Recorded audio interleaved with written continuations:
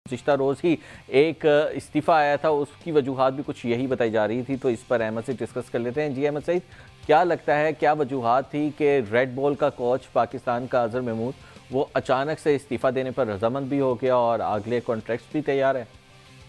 देखिए, इसमें सबसे पहली बात तो ये है कि अजहर महमूद जो है वो पाकिस्तान के इंटरिम हेड कोच बने थे, वो मुस्तकिल बुनियादों पर नहीं आए थे।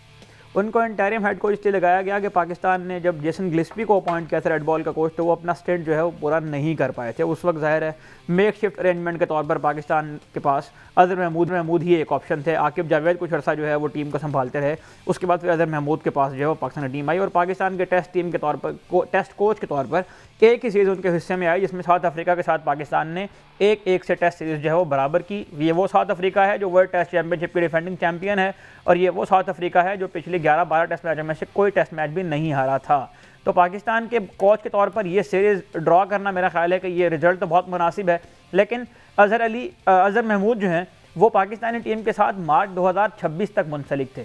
इस कॉन्ट्रैक्ट को अगर हम देखें तो इसमें अगर पाकिस्तान क्रिकेट बोर्ड उस वक्त इनका कॉन्ट्रैक्ट ख़त्म करता जब पाकिस्तान क्रिकेट बोर्ड उनकी जगह किसी और को लाना चाह रहा था पहले, तो फिर पाकिस्तान क्रिकेट बोर्ड को इनको पैसे पे करने पड़ते, क्योंकि इनके कॉन्ट्रैक्ट के अंदर ये ऑब्लिगेशन शामिल थी।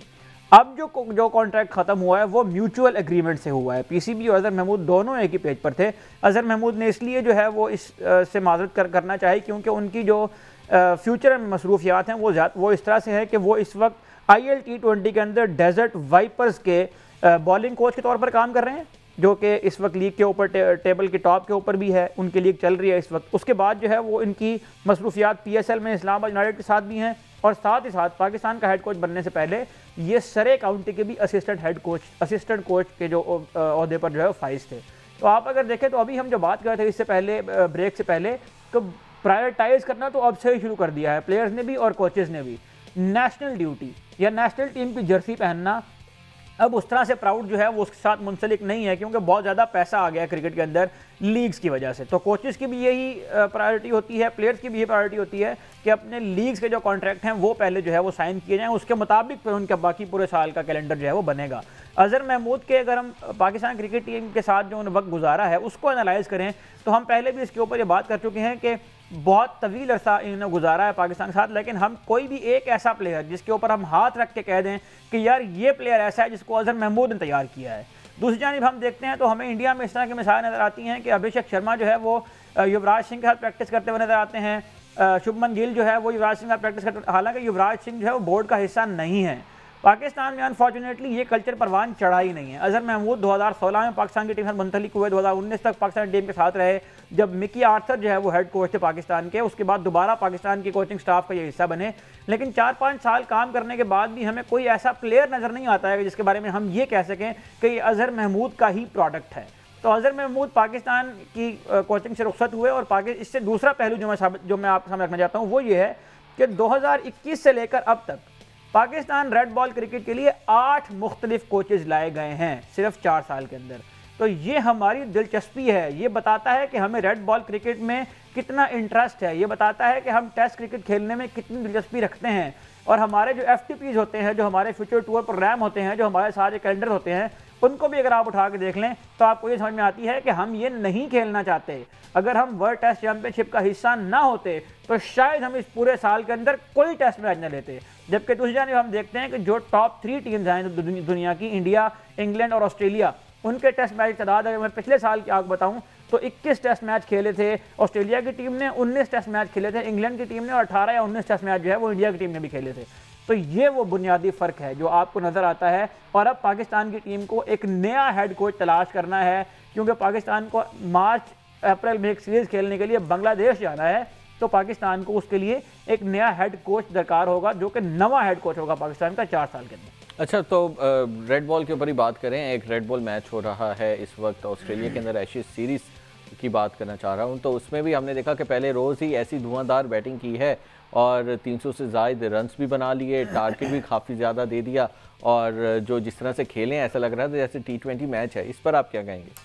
देखें, इस पर मैं सिर्फ यही कहूँगा कि ये जो सबसे पहले तो आपकी वो जो उस्मान ख्वाजा वाली आपने कल बात की थी वो दुआ भी कबूल हो गई है। उस्मान ख्वाजा जो है वो टीम का हिस्सा बन गया, जो इनिशियली स्क्वाड का हिस्सा नहीं थे जब उन्होंने अपनी टीम अनाउंस की थी। लेकिन मैच से 20 मिनट कबल जो है वो स्टीव स्मिथ जो है वो बीमारी के बायस ऑल आउट हो गए, उनके कान में कोई इंजरी है, जिसकी वजह से वो मैच वर्टिगो डिजीज़ जिसको कहते हैं, जिसकी वजह से वो इस मैच का हिस्सा नहीं बन पाए हैं। तो स्टीव स्मिथ की जो रिप्लेसमेंट थी उसके तौर पर उस्मान ख्वाजा को शामिल किया गया। और आप देखें कि वो प्लेयर जब टीम में आता है, हम यहाँ पर ये बात करते हैं ना कि हमारे जो प्लेयर हैं उनको आप टीम में अचानक ले आते हैं, उनकी मेंटल जो है वो उस तरह से स्टेबिलिटी नहीं आती और खत्म हो जाता है। जी हाँ, ये फैक्टर यकीनन होते हैं। लेकिन जिस कल्चर की हम बात कर रहे हैं, उस्मान ख्वाजा को 15 मिनट 20 मिनट पहले ये बताया गया कि आपने एशेज का टेस्ट मैच खेलना है, और जब वो क्रीज के ऊपर आते हैं तो उनके 3 खिलाड़ी जो है वो टॉप ऑर्डर के आउट हो चुके होते हैं। उस्मान ख्वाजा वहां पर आते हैं और वो एलेक्स कैरी के साथ एक पार्टनरशिप लगाते हैं जो उनकी टीम को मुश्किलात से निकालती है। अदरवाइज ऑस्ट्रेलिया वर 94 फॉर 4 अगर आप देखें तो ये वो पार्टनरशिप थी उस्मान ख्वाजा की एलेक्स कैरी के साथ जिसने इस मैच को बचाया है ऑस्ट्रेलिया के लिए।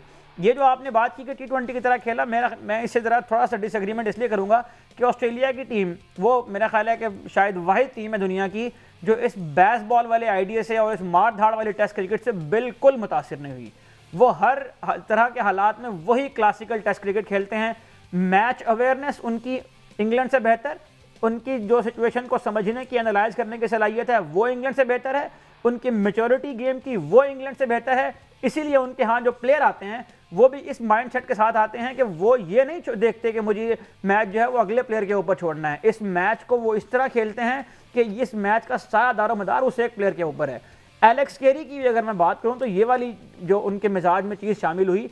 कितने मैच हैं जो आप काउंट करना शुरू होंगे यहाँ पे आपकी उंगलियां खत्म हो जाएंगी, मैच खत्म नहीं होंगे कि एलेक्स कैरी आया और उसने फंसा हुआ मैच निकाला। आज जो एलेक्स कैरी ने इनिंग्स खेली है वो यकीनन हमें द ग्रेट एडम गिलक्रिस्ट की भी याद दिला रही थी कि वो भी टेस्ट क्रिकेट में 5वें-6वें नंबर पर के ऊपर आते थे। और सम टाइम ऑस्ट्रेलिया की टीम इस तरह, मुझे पाकिस्तान के खिलाफ उनका एक होने वाला मैच याद है जिसमें पाकिस्तान ने 5 आउट कर लिए थे, उसके बाद एडम गिलक्रिस्ट आया और उन्होंने सेंचुरी स्कोर कर दी थी। तो एलेक्स कैरी ने आज जो इनिंग्स खेली है वो बिल्कुल रेप्लिकेट कर रही थी एडम गिलक्रिस्ट को, और जिस क्लास का उन्होंने मुजाहरा किया है, जिस तहम्मुल का उन्होंने मुजाहरा किया, जिस टेम्परामेंट का उन्होंने मुजाहरा किया, उन्होंने बॉल का वेट किया, बॉल को अपने पास आने दिया, और कहीं पर उनको अगर लूज बॉल मिला तो उसको उन्हें पनिश भी किया ताकि स्कोर बोर्ड भी जो है वो हरकत में रहे और विकेट गिरने का जो दबाव है वो कम से कम होता जाए। तो फिर 106 रन की शानदार इनिंग्स उन्होंने खेली। एडिलेड जो उनका होम ग्राउंड है वहां पर साथ उस्मान ख्वाजा के 82 रन ऐड हुए और फिर जॉश इंग्लिश के 32 और मिचेल स्टार के 33 नॉट आउट रन जब मिले तो दिन खत्म होने तक 8 विकेटों का नुकसान पर ऑस्ट्रेलिया की टीम जो है वो 326 रन बना चुकी थी। तो ये बताता है कि किस मेच्योरिटी के साथ उन्होंने इस टेस्ट मैच को लेकर चले हैं, किस शानदार अंदाज में उन्होंने अपनी टीम को मुश्किलात से निकाला है। और ये वो फ़र्क है जो उन टीमों के अंदर आपको बिल्कुल नज़र नहीं आता है जो बेसबॉल मॉडल के तहत क्रिकेट खेलना चाहती हैं।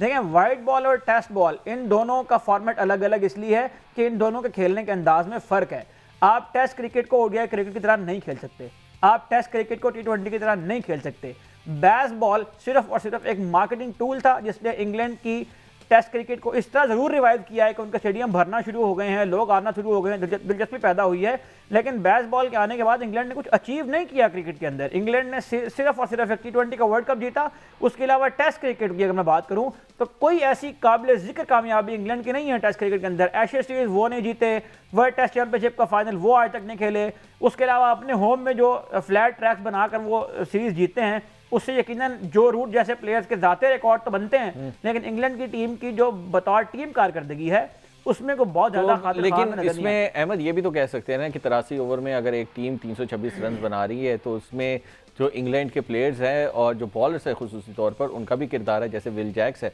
उन्होंने 105 रन दिए। देखें, बिल्कुल इसमें 326 रन बनेंगे तो फिर जाहिर है किसी न किसी बॉलर ने स्कोर तो खाना ही है ना। लेकिन मैं जिस बात के ऊपर एम्फसाइज कर रहा हूँ, देखें, आपकी अगर फिटनेस होगी ना, आपकी अगर गेम की अवेयरनेस होगी, आपके अंदर अगर एक सेंसिबल अप्रोच होगी गेम की, तो आप इसको ही मैनेज कर लेंगे। बात यह है कि पिछले मैच में जो पहला मैच हुआ था पर्थ में, उसमें बेन स्टोक्स ने आगे 5 आउट कर दिए तो इंग्लैंड की टीम ने समझा कि हमारे पास बहुत डेप्थ है और हम जो है वो 2 दिन में वो टेस्ट मैच हारे। अगले टेस्ट मैच में आप आए, 4 दिन में वो टेस्ट मैच खत्म हुआ, इंग्लैंड वर नोवेयर नियर ऑस्ट्रेलिया। और इस टेस्ट मैच के अंदर भी आप देखें तो हमें कोई ऐसी प्लानिंग नजर नहीं आती है इंग्लैंड के कप्तान की जानिब से, इंग्लैंड कोच की जानिब से। आपने तेज क्रिकेट खेलनी है तो आपको पहले टीम को आउट भी तो करना है ना। तो वो जो 10 खिलाड़ी आउट करने की सलाहियत है ना ऑस्ट्रेलिया के पिचेस के ऊपर, जहां पर फास्ट बॉलरों को हेल्प भी मिलती है, हमें वो हेल्प आज नजर नहीं आई किसी भी फास्ट बॉलर के लिए सिवाय जोफ्रा आर्चर के पहले स्पेल के। लेकिन जोफ्रा आर्चर की भी जो स्पीड है वो पिछले 2 टेस्ट मैच में देखें, इस टेस्ट मैच में भी देखें, जो पहले स्पेल में उनकी स्पीड होती है वो दूसरे स्पेल में वो वैनम और वो तेज़ी हमें उनके अंदर नज़र नहीं आती है। तो जो इंग्लैंड के फास्ट बॉलर्स हैं उन्होंने स्टार्ट अच्छा किया, लेकिन अनफॉर्चुनेटली वो कंडीशन का उस तरह से फ़ायदा नहीं उठा पाए। ऑस्ट्रेलिया की होम कंडीशंस भी हैं, लेकिन ऑस्ट्रेलिया जहां भी दुनिया में खेलता है, उनकी जो चीज़ उनको मुमताज़ करती है बाकी टीमों से, वो उनकी गेम की समझ है, वो उनका वो माइंड सेट है कि हर तरह के हालात में उनके पास ऐसे प्लेयर्स होते हैं जो अपनी टीम को मुश्किलात से निकाल के ले जाते हैं। आपको याद होगा कि मिचेल स्टार्क ने पिछले मैच में आकर एक इनिंग्स खेल दी थी 77 रन की, इस मैच में भी आकर वो 33 पर नॉट आउट हैं। और मिचेल स्टार्क इससे पहले अपनी जो T20 सीरीज इंडिया के साथ, उसको सेक्रीफाइस करके वो शेफील्ड शील्ड खेलते हुए नजर आए। तो ये वो तरजीहात हैं, ये वो प्रायोरिटीज़ हैं जो नज़र आती हैं बड़ी टीमों के अंदर, और फिर उसके नताइज जो है वो आकर रिफ्लेक्ट करते हैं फील्ड के अंदर। डिटर्मिनेशन भी नजर आती है। सीरीज का तीसरा टेस्ट मैच, उसका जो पहला दिन है, वो भी मैं तो ये कहूँगा कि ऑस्ट्रेलिया के नाम ही रहा है, गो कि हमें कहीं ना कहीं ग्लिम्पसेस नजर आए हैं इंग्लैंड के। अच्छा,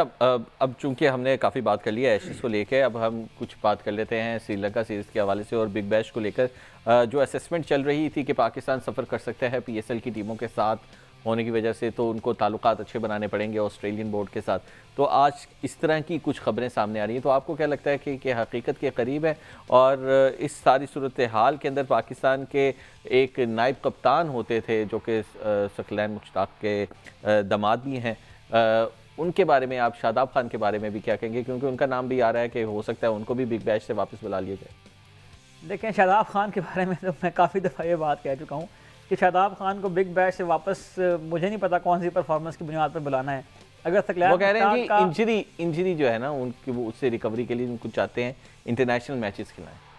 देखें, इंटरनेशनल मैचेस तो तब खेले ना कि जब उन्होंने, अगर आपके ख्याल में वो इंजरी से रिकवर हो गए हैं, तो फिर शादाब खान जो BBL खेल रहे हैं, मेरा ख्याल है उनको फिर वो पूरी खेलने दें, ताकि अंदाज़ा हो हमें कि ये प्लेयर जो इंजरी, इतनी तवील इंजरी के बाद वापस आया है, वो इंटरनेशनल क्रिकेट के लिए तैयार है भी या नहीं है। लेकिन परफॉर्मेंस तो ज़्यादा है ना अहमद सईद। देखें, अगर तो उन्होंने यहाँ से आने के बाद कोई डोमेस्टिक का मैच खेला होता, उन्होंने इंजरी से आने के बाद, चले शायद एक आधा क्लब का मैच उन्होंने खेला है, लेकिन डोमेस्टिक का उन्हें को मैच खेला होता, किसी ऐसी जगह पर उन्होंने परफॉर्म किया होता जहाँ पर कंपैरेटिव क्रिकेट हो रही है, तो फिर हमें ये बात समझ में आती कि यार ठीक है, ये मेरिट है जिसकी बुनियाद पर, ये परफॉर्मेंस है, ये मेरिट है जिसकी बुनियाद पर शादाब खान को पाकिस्तान की टीम में आना चाहिए। शादाब खान जब पाकिस्तान की टीम से ड्रॉप हुए, उससे पहले उनकी कोई परफॉर्मेंस नहीं थी। शादाब खान डोमेस्टिक के अंदर कोई परफॉर्मेंस नहीं है। एक उन्होंने 5 फर लिया था काजम ट्रॉफी में, पिछले जो काजम ट्रॉफी का एडिशन हुआ था इस साल वाला नहीं, उसमें 5 फर उन्होंने लिया था, वो भी अगर आप निकालें तो विकेटों की नेचर ऐसी थी कि प्लेयर शॉट मारते हुए, रेड बॉल क्रिकेट का 4 डे का मैच खेलते हुए शॉट मारते हुए प्लेयर जो है वो कैच आउट हो रहे हैं। तो शादाब खान को पाकिस्तान की टीम में अगर लाना भी है तो उसके लिए एक मेरिट तो बनाए ना पहले, और ये बताएं कि यार ये मेरिट है जिसकी वजह से शादाब खान टीम में आ रहे हैं। अभी सिर्फ एक ही मैच नज़र आ रहा है जिसकी आपने निशानदेही कर दी है कि वो सकलैन मुश्ताक के दामाद हैं, लेकिन सकलैन मुश्ताक जो है वो इस वक्त पाकिस्तान की हिरारकी के अंदर आपको कहीं नज़र नहीं आ रहे हैं। उनके दोस्त यकीनन बैठे हैं PCB के अंदर भी, कोचिंग के अंदर भी, जिनके कहने के हवाले से वो टीम में आ सकते हैं, लेकिन अगर इस तरह ही पाकिस्तान की टीम बनानी है तो फिर मेरा ख्याल है कि पाकिस्तान के फैंस के ऊपर तर्स खाएं और ये बता दें, ऐलान कर दे PCB कि हम आइंदा जो है वो दामादों खिलाया करेंगे, बच्चों खिलाया करेंगे, बेटों खिलाया करेंगे, परफॉर्मेंस हो या ना हो, बस आपकी किनशिप होनी चाहिए किसी एक प्लेयर के साथ, तो हम आपको टीम में ले आएंगे।